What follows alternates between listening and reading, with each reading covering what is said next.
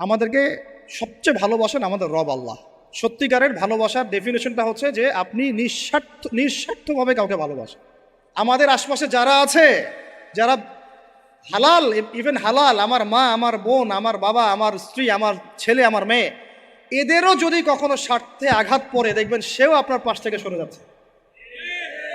এমন হয়নি কখনো?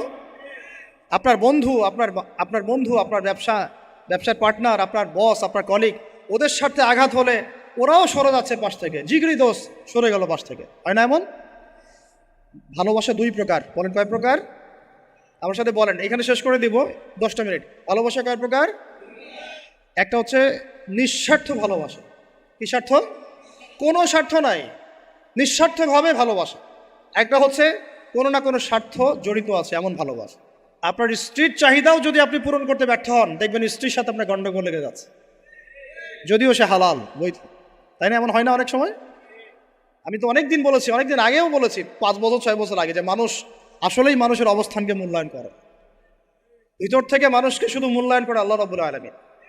না হলে কি হতো?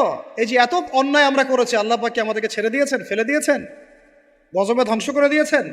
এই যে আল্লাহ পাক যে আমাদেরকে মহব্বত করেন, ভালোবাসেন, তার প্রমাণ এগুলো। আল্লাহ পাক চান যে আমরা যেন ফিরে আসি।